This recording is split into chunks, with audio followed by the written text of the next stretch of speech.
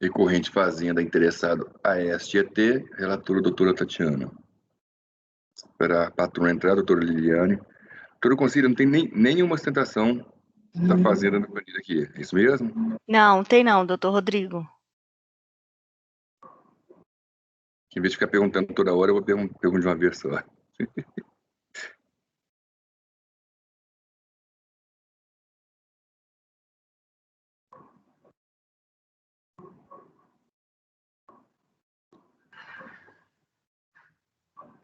Presidente, a patrona já está na sala, posso começar? Doutora Liliane, né? Isso, bom dia a todos. Doutora Liliane, agora que eu a reconheci. Tudo bem? Essa pandemia, né? Esse distanciamento. Tudo bem, presidente? Tudo bem? Tudo ótimo. Então, eu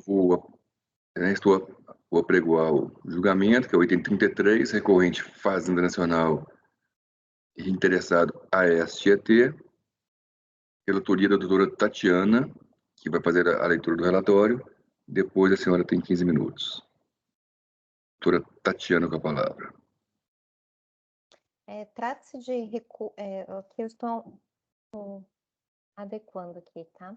Trata-se de recurso especial interposto pela Fazenda Nacional, contra acórdão 302.001.720, que por unanimidade de votos anulou o lançamento por vício material, consignando a seguinte ementa: anula-se o lançamento destinado à aplicação da multa isolada, motivado por hipótese não contemplada em lei, falta de declaração de estimativa, e que, embora mencione subsidiariamente a ocorrência de postergação interpretada como atraso, não identifica seus efeitos. E resignada a Fazenda Nacional interpôs recurso especial contra o referido acórdão, trazendo, entre outros, que o lançamento é espécie de ato administrativo, estando sujeito, portanto, aos termos da 9784, e exige que todo ato administrativo seja motivado de forma explícita, clara e congruente, com a indicação dos fatos e fundamentos jurídicos. Em se verificando que o motivo alegado não existe ou que a luz da legislação não gera os efeitos pretendidos, ter-se-á vício de ordem material. Por outro lado, em se constatando deficiência na descrição dos fatos pelo fiscal, de modo a prejudicar a defesa do contribuinte ou a dificultar a adequada compreensão do recorrido, ter-se-á vício de ordem formal. Aí, no presente caso, trata-se de vício relacionado à motivação, razão pela qual, se houver de ser declarada nulidade, no caso em foco, isso deve ocorrer em face do vício formal e não por vício material, resguardando-se assim o teor do artigo 173.2 do CPM. Contra-razões foram apresentadas pelo sujeito passivo, trazendo, entre outros, que o recurso não deve ser conhecido, o vício detectado é inequivocadamente de natureza material e não de natureza formal, eis que os vícios materiais se relacionam aos vícios intrínsecos ao lançamento e dizem respeito ao conteúdo do lançamento, como, por exemplo, a identificação do fato gerador e determinação da matéria tributável. No caso concreto, a autoridade fiscal não demonstrou perfeito enquadramento dos fatos concretos à norma sancionada aplicada. O auto de infração não exige qualquer valor a título de RPJ não pago, mas tão somente aplica a multa isolada, tendo a fiscalização reconhecido a quitação do valor devido no período, entendendo em primeiro momento que a infração supostamente decorreria de divergência no preenchimento das declarações fiscais. Não há como se exigir a multa isolada quando comprovado o pagamento de estimativa. Esse é o relatório, presidente, desculpa. Doutor Liliane, normalmente o doutor Paulo Romano fazia as tentações orais dessa empresa. Agora temos a doutora Liliane. Com a palavra, doutora Liliane. Boa tarde, ou bom dia, né? Porque eu fiquei aqui aguardando, já estou achando que já está na parte da tarde. Bom dia a todos, eu serei muito breve na minha sustentação, eu nem tinha indicado em fazer sustentação, mas eu só gostaria de pontuar algumas coisas em relação a esse caso, apenas para relembrar aos senhores que, como muito bem relatado pela conselheira, a discussão que subiu, apesar da matéria de mérito tratada, a aplicação de multa isolada, o que subiu para essa Câmara Superior de Recursos Fiscais foi o questionamento, a fim de saber se trata-se de anulação do lançamento por vício material ou por vício formal. E, no caso concreto, tratava-se de multa isolada por suposta ausência de estimativa, né, e foi comprovado que a recorrente fez o recolhimento por estimativa, então não haveria que se impor a multa isolada. Pois bem, o que eu quero só levantar 2 pontos que na sessão passada, salvo engano de outubro de 2020, esse caso veio a julgamento, e naquele momento, os 2 acórdãos da Fazenda Nacional, apresentados como paradigma, inicialmente, já em contrarrazões e memoriais apresentados, a recorrente informou pela inexistência de similitude fática, por isso o recurso especial da Fazenda não há de ser conhecido, e naquele momento verificou-se que o segundo acórdão citado como paradigma não tinha sofrido o exame de admissibilidade, pelo analista, até pela época por economia processual, analisava-se, né, um paradigma, havendo divergência, o recurso especial subia. E neste momento foi analisado, o processo foi convertido em diligência, foi analisado segundo o paradigma, e naquela ocasião há um despacho de admissibilidade, já não conhecendo o segundo paradigma apresentado pela Fazenda Nacional. Então, a recorrente só chama atenção nesses momentos e reforça pelo não conhecimento do recurso especial apresentado pela Fazenda Nacional quanto ao primeiro paradigma apresentado por inexistência de similitude fática. Na remota hipótese de se for passado ao mérito, a recorrente é bem tranquila, entende claramente que trata-se de vício material, como muito bem julgado pela turma ordinária, e, no mais, encerro minha sustentação por aqui e fico à disposição, caso os senhores tenham ou queiram algum esclarecimento de fato. Obrigada. Obrigado, doutora. Com a palavra, a relatora.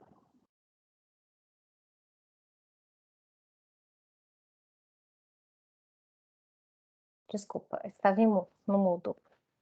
Dependendo da análise do recurso especial interposto pela Fazenda Nacional, para melhor elucidar meu direcionamento quanto ao conhecimento ou não do recurso, é importante recordar o acórdão recorrido, né? Anula-se o lançamento destinado à aplicação de multa isolada motivada por hipótese não contemplada em lei, falta de declaração de estimativa, e que, embora mencione subsidiariamente a ocorrência de postergação interpretada como atraso, não identifica seus efeitos.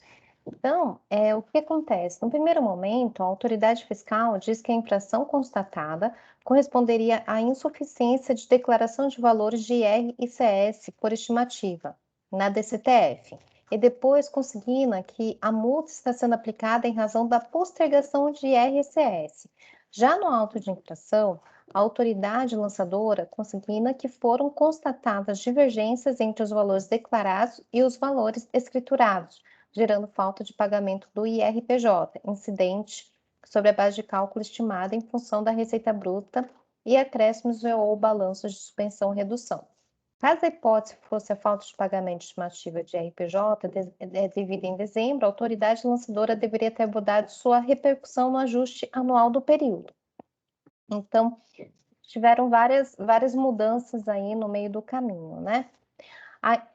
Aí na outra página, desculpa, na página 7. De toda sorte, ainda que se descarte a acusação fiscal no sentido de que a multa isolada teria sido aplicada por falta de declaração, em DCTF da estimativa de RPJ devida em dezembro de 2004, e se admita que a autoridade lançadora vislumbrou falta de recolhimento decorrente da postergação do pagamento do valor devido, para o momento estipulado para pagamento do ajuste anual de 2004, o fato é que os efeitos dessa postergação, ou melhor dizendo, atraso, não foram explicitados no lançamento, sendo a multa isolada calculada sobre a totalidade da estimativa devida em dezembro de 2004.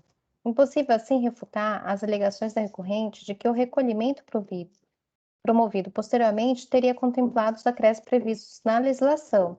É desnecessário, em consequência, abordar os efeitos da alegada denúncia espontânea em tais circunstâncias, devendo-se declarada a nulidade do lançamento em razão da inconsistência em sua motivação. Esclarece-se que a motivação é um elemento essencial na construção do crédito e sua deficiência pode ser interpretada como um vício material, por ausência de adequada descrição dos fatos, ou por falha na verificação da ocorrência.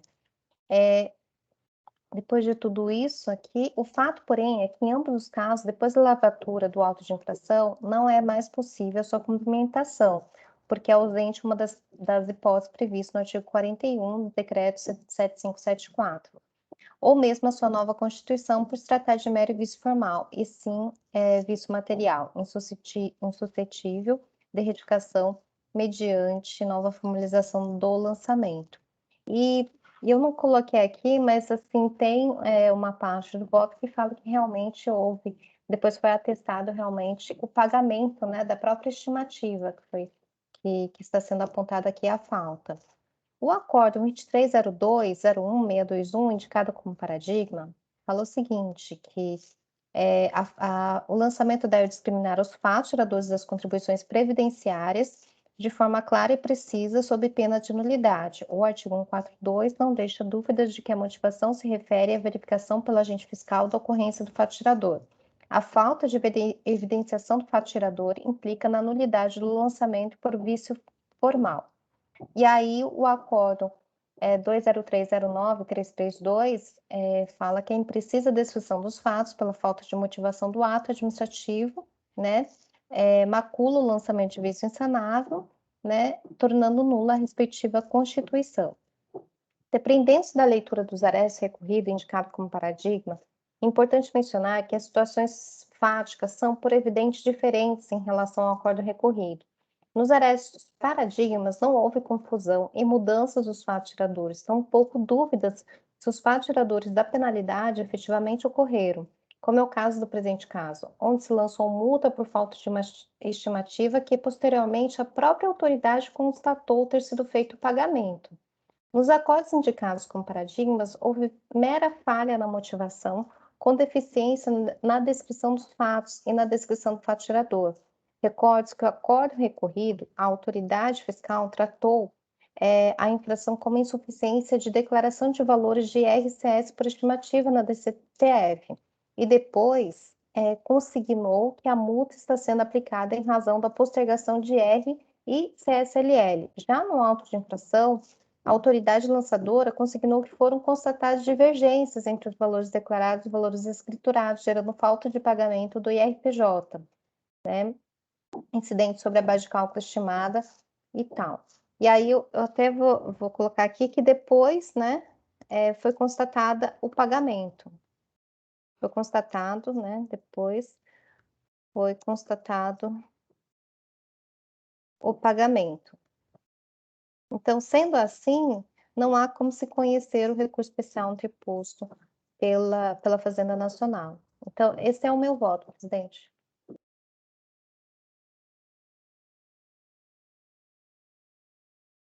Doutor Eduardo. Acompanho a relatora em totum pelo não conhecimento. Doutor Rodrigo Mineiro. Acompanho a relatora, presidente. Doutor Valcir. Com relatora. Doutor Jorge. Com a relatora. Doutora Érica. Com a relatora. Doutora Vanessa. Acompanho a relatora. Também acompanho a relatora. Então, por unanimidade de votos, não se conheceu do recurso especial interposto pela Fazenda. Obrigado, doutora Liliane. Eu que agradeço. Boa sessão a todos. Obrigado. Acabamos as tentações orais. Vamos agora à pauta normal. Correto aí, quem está acompanhando as tentações? Item 1. Recorrente fazenda interessado croma rente a car. De minha relatoria está na pasta T.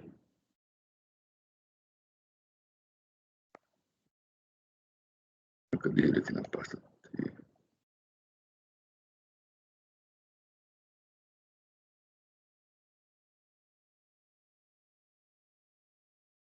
Tá aí, já coloquei todos da manhã aí. Não vai dar tempo de votar todos. Estamos vendo.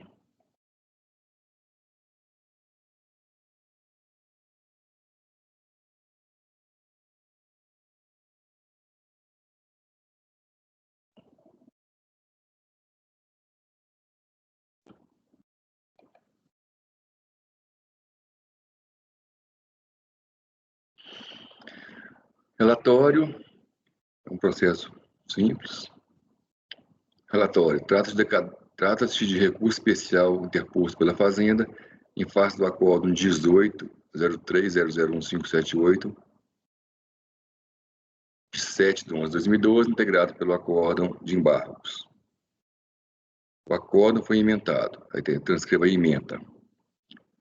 Em seu recurso especial, a Fazenda Nacional alega divergência jurisprudencial quanto ao termo inicial para contagem do prazo decadencial de que trata o artigo 173, inciso 1 do CTN, devendo ser considerado que o lançamento só pode ser efetuado após o vencimento do tributo.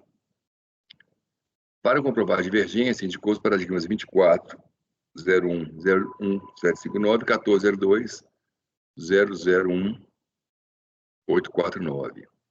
Despacho de admissibilidade deu seguimento ao recurso. O contribuinte não apresentou contrarrazões. Eu estou com um embargo, mudando um pouquinho de assunto, rapidamente, eu estou com um embargo que eu coloquei essa frase aqui: o contribuinte não apresentou contrarrazões. Aí o contribuinte embargou e mostrou contrarrazões. Aí eu vou modificar o voto, vou mudar só essa parte do relatório. O contribuinte não apresentou contrarrazões. Realmente eu estava equivocado. O recurso interposto pela PGFN tempestivo, tendo os autos sido encaminhados à PGFN em 19/9/2017 e retornados em 25/9/2017. Quanto à comprovação das divergências admitidas, nada opuseram o contribuinte ou responsável. Destaque, por atender aos requisitos do artigo 67, estou conhecendo.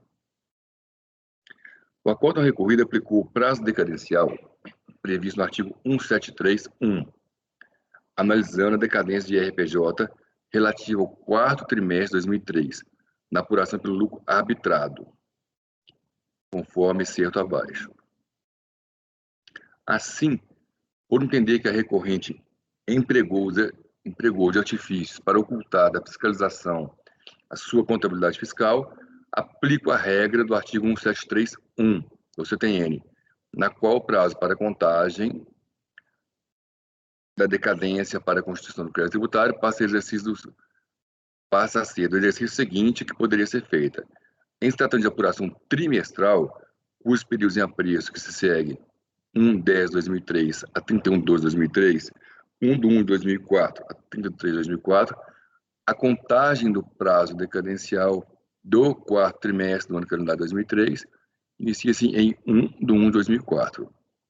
Sendo seu termo em 1/1/2009 e a contagem do prazo decadencial do primeiro trimestre de 2004 inicia-se em 1/4/2004, sendo seu termo 1/4/2009. Dessa forma, levamos em conta que a ciência dos autos de infração dada à empresa recorrente se perfectibilizou em 18/2/2009. O último trimestre de 2003 estaria decaído realmente. Contudo, o primeiro trimestre de 2004, cujo prazo máximo para a constituição do crédito do crédito pela fiscalização poderia ser realizado até 1/4/2009, tendo a empresa tomado ciência ainda no mês de fevereiro. Entendo que se encontra válido. Entendo, agora que o colegiado ACOR se equivocou quanto à definição do termo inicial. O artigo 173.1 do CTN dispõe o seguinte. Artigo 173. O direito de fazenda pública construir o crédito tributário extingue-se após 5 anos contados do primeiro dia do exercício seguinte, aquele em que o lançamento poderia ter sido efetuado. No caso, o contribuinte apresentou DIPJ como inativa e não fez opção pelo simples, nem pelo lucro presumido, de forma que estaria sujeito à regra geral, ou seja, lucro real trimestral, conforme o artigo 1º da 9.430. Artigo 1º.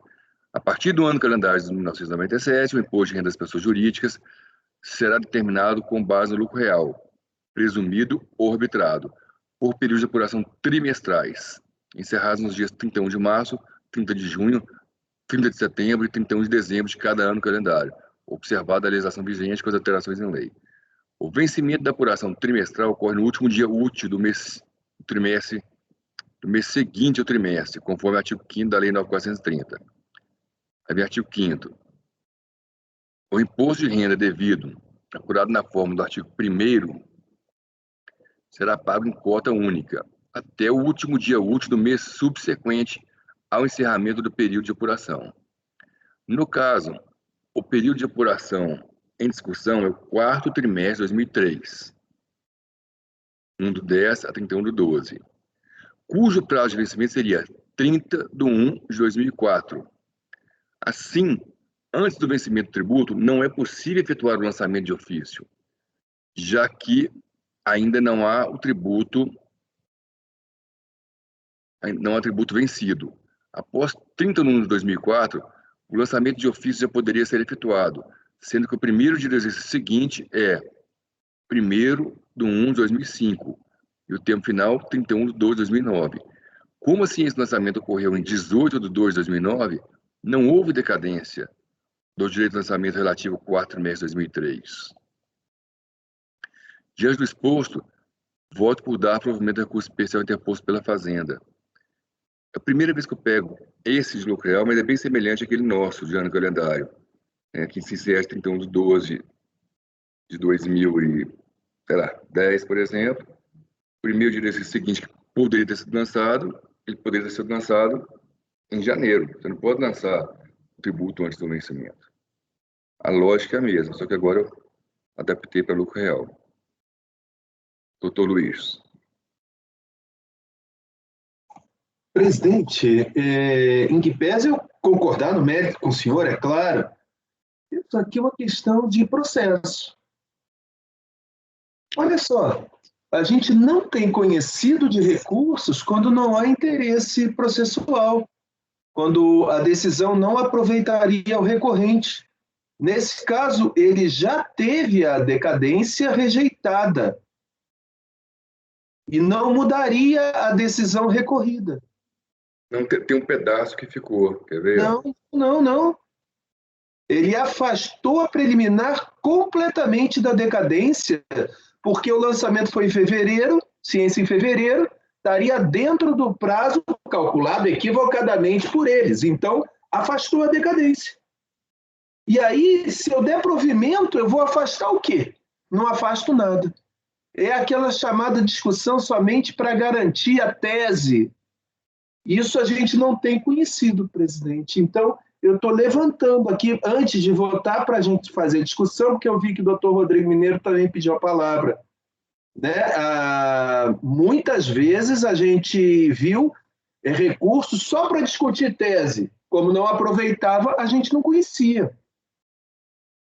Acho que foi um pedaço aqui. Vamos lá, doutor Rodrigo Mineiro, com a palavra. Não tem pedaço não, presidente. Eu posso estar equivocado. Aí eu peço que os colegas vejam se teve algum pedaço. Se foi parcial, aproveita. Mas não me pareceu ser parcial, perdão. Presidente, eu só gostaria de questionar um ponto, que me parece que os fazendários da turma baixa votaram pelas conclusões. O senhor poderia esclarecer qual foi o ponto? Que eu vi aqui que o Walter Adolfo Mares, Sérgio Rodrigues Mendes e Selene votaram pelas conclusões. Qual que seria o ponto? Eu nem levantei isso, porque foram só dois. Três, presidente. Três, o Walter, o Sérgio e Selene. Eu sei bem porque o Walter foi meu primeiro chefe na Receita e ele me ensinou imposto de renda. E ele era muito rigoroso nisso, então isso que me chamou a atenção. Quando eu entrei na Receita, lá em BH ainda, quem me ensinou imposto de renda foi o Eugênio Gonçalves. Muito bom professor de imposto de renda. Não sei falar qual seria o voto deles, porque eles votaram pela conclusão, e nem no voto deve ter isso, porque as conclusões só são registradas se for maioria, né? Se não for maioria, não tem registro das conclusões. Eu não consigo essa informação.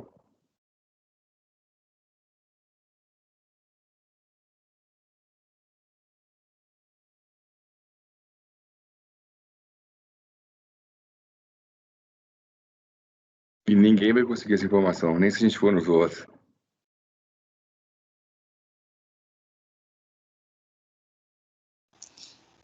Eu só estou verificando o voto do recorrido, presidente, só para confirmar a informação do doutor Luiz, se foi parcial, se teve algum provimento, né, algo que não foi provido, desculpa. Não, aqui no final do acordo eles falam que foi rejeitada a penalidade de decadência e negar provimento. Só que a Fazenda recorreu contra a decadência.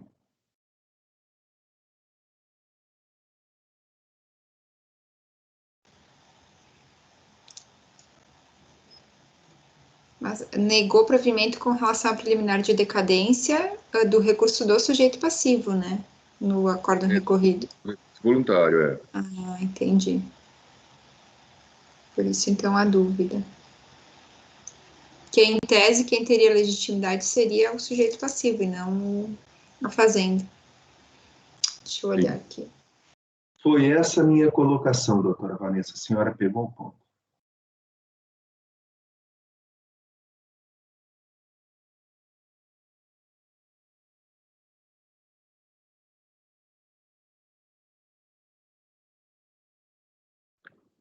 Deixa eu ver aqui também, peraí.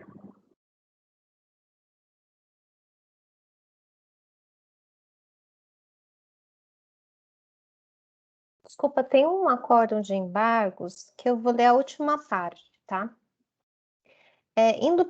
Indubitavelmente, houve erro na aplicação do artigo 1731 do CTN, porquanto a contagem do prazo decadencial deveria iniciar-se em 1 de 2005.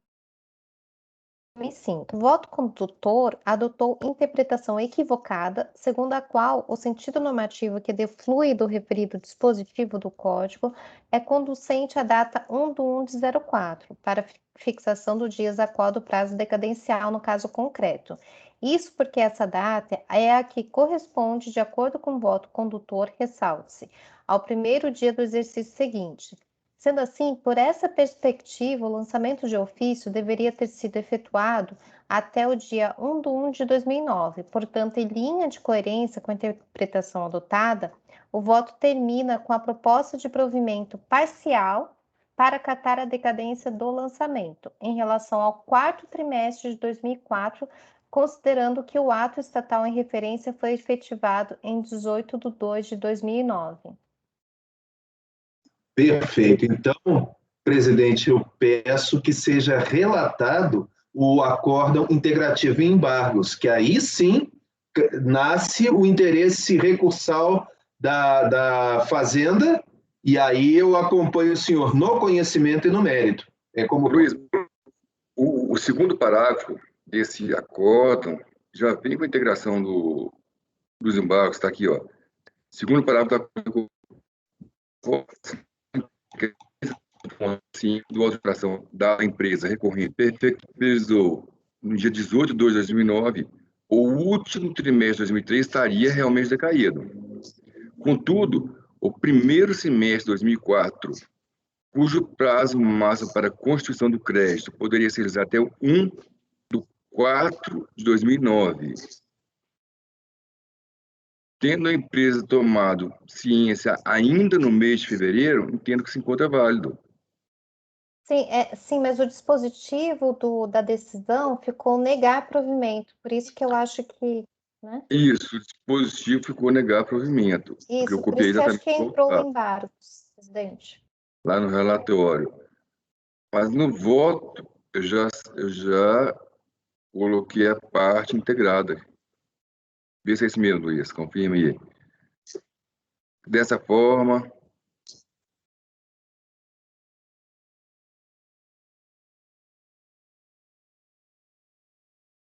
Presidente, sim? Doutor Jorge, Paulo, pode falar? O voto recorrido, a última frase do voto recorrido é: diante do exposto, voto em dar provimento parcial para acatar a decadência do período de 4º trimestre de 2003. E depois tem uma declaração de voto do Sérgio Mendes. Foi vencido. Então foi declarada a decadência do 4º trimestre de 2003, que é justamente o que o senhor está revertendo. Pelo que eu estou entendendo. Isso, estou revertendo essa aqui. Bem claro aqui, ó, o voto da Megan Sachs Rodrigues. Essa aqui, ó. Voto em dar provimento parcial para acatar. Primeiro trimestre de 2004. Depois teve uma declaração de voto. Que poderia ter sido lançado, poderia ter sido...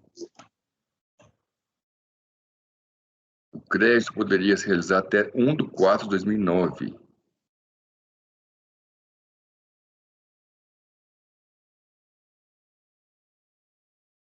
E foi feito em fevereiro de 2009.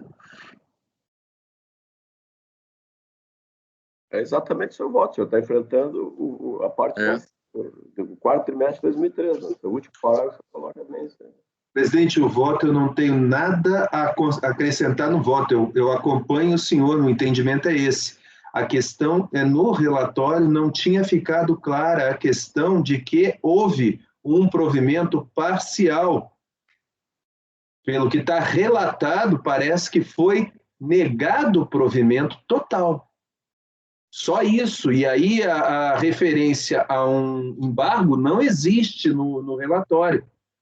Tá, E eu aí, não posso fazer, faz com que o acórdão possa ser embargado mais tarde. Só isso que eu estou levando em consideração. Já acompanhei, já votei, presidente. Estou acompanhando seu voto. Então, eu vou fazer referência aos embargos, eu vou... Tem a referência aos embargos na primeira parte primeiro modificada parágrafo do relatório, presidente. Presidente, lembrando que os embargos foram rejeitados, né? Mas eu não vi. Trata-se de recurso especial integrado no acórdão de embargos, mas aí não tem a referência à decisão no acórdão de embargos. Doutor Luiz, os acordos de embargos foram rejeitados. Foram rejeitados. Foram rejeitados. Os embargos de declaração foram rejeitados, mas com essa última frase ficou bem confuso, eu acho, né? Eu acho que não. Não? Então, desculpa. Não, eu digo por quê? Porque se os embargos foram rejeitados, permanece rígida, em toto, a decisão recorrida. E a decisão recorrida deu provimento parcial para declarar a decadência do 4º trimestre de 2013. É o que o presidente... Perfeito. Ela deu provimento total. O problema foi esse. Está errado. O dispositivo está errado. Eu estou lendo o dispositivo não diz isso, doutor Jorge. E é o dispositivo que transita em julgado. Então, eu estou lendo outra decisão aqui. Ele está dizendo: acordam os membros do colegiado rejeitar a preliminar de decadência e, no mérito, negar provimento ao recurso voluntário. Conselheiros Walter, Sérgio e Selene votaram pelas conclusões. E aí isso me chamou a atenção. Aí depois, nos embargos, isso parece que foi revisto. Mas aí o dispositivo do embargo é rejeitar. Danou-se. Doutor Luiz, se me permite, doutor Luiz, inclusive a solução da minha dúvida que eu fiz para o presidente, na declaração de voto está claro que os fazendários consideravam que o período não estava decaído. Está claro. A decisão, o dispositivo do acórdão recorrido está errado. Isso. Porque não refletiu o que o colegiado decidiu. O que o colegiado decidiu é que não está decaído. Por isso que os conselheiros... E isso está claro na declaração de voto do conselheiro Sérgio Rodrigues Mendes. Eu tinha feito essa pergunta, que me estranhava o Walter ter votado pela decadência, no caso. Está claro aqui que os 3 que votaram que não tinha decaído. E o acordo de embargo negou, ele identificou que não tinha contradição, que ele, por lá, ele colocou lá que o acordo está errado. Mais ou menos isso que eu consigo extrair. Pois não, doutor? Doutor Rodrigo Mineiro, então, como constou, por exemplo, no dispositivo do acórdão recorrido, né, que foi negado o provimento, eu acho que o dispositivo do acórdão de embargos deveria ter sido acolhido, né, na verdade, os embargos com aquela última frase, aí tudo bem, né? Inclusive com efeito infringente. Sim, exatamente. Né? Se não tinha contradição, pelo menos um erro. Parece que foi um erro, né? Um lapso manifesto, alguma coisa assim na decisão. Porque parece que na hora que consolidaram O voto fala uma coisa e o e a resultado decisão. falou. Exatamente. Então, houve uma contradição entre a fundamentação e a conclusão. Mas não foi acolhido. No voto vencedor, no voto vencido dos embargos de declaração, que é da relatora, a conselheira Amélia Yamamoto, ela havia acolhido com efeitos modificativos, justamente em relação a esse quarto trimestre de 2013, e aí prevaleceu a decisão por rejeitar os embargos. Mas, enfim, aí o resultado é o mesmo, né? Que ficaria até difícil, acho que a Fazenda embargar um acordo de embargos, né? Por isso que ela entrou com um recurso especial, acredito eu. Ela entrou com recurso especial para modificar o resultado. E eu estou retificando, para modificar, exatamente, estou modificando. Considerando o conjunto da obra, considerando a decisão pelo voto e não pelo dispositivo que está equivocado, eu estou acompanhando, presidente.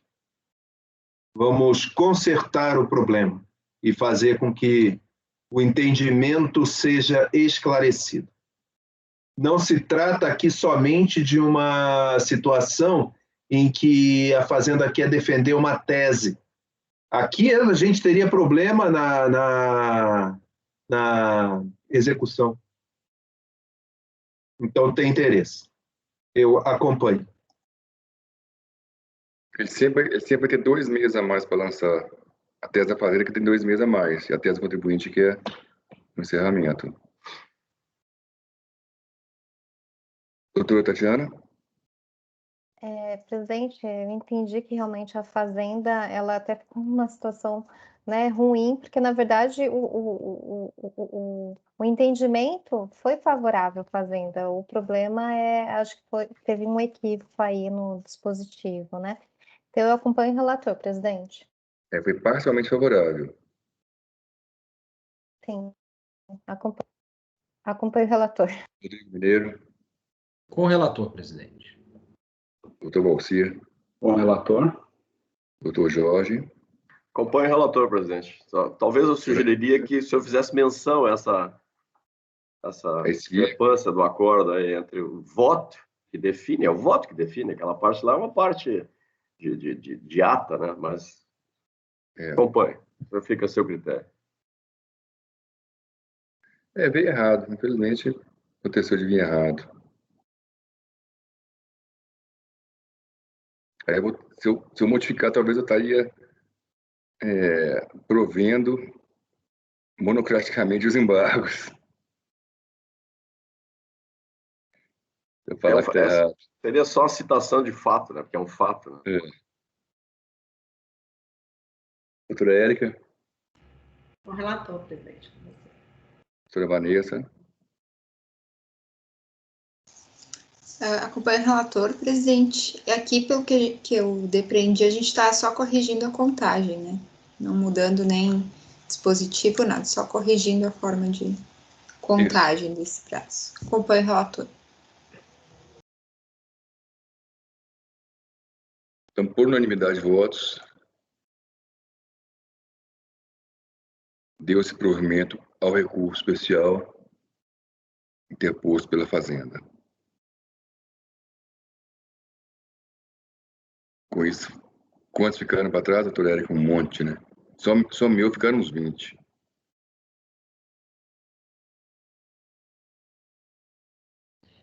Tem que diminuir a produtividade do presidente, né? Ele faz muito voto durante o mês. Esse mês eu coloquei 3 dias só, mas aquilo que a gente conversou semana passada, talvez seja melhor começar a colocar igual a primeira sessão está fazendo, segunda taxa também. 22 processos na parte da manhã que ficaram para trás. Como ninguém está vindo, como não tem ninguém tendo que vir a Brasília, a gente pode incluir a segunda aí. Presidente, doutor Rodrigo, era até isso que eu ia falar, se não teria a sessão extra que o senhor tinha noticiado na sessão passada. Tinha noticiado, mas quando eu vi a pauta, eu achei a pauta tranquila. Né? Eu desisti.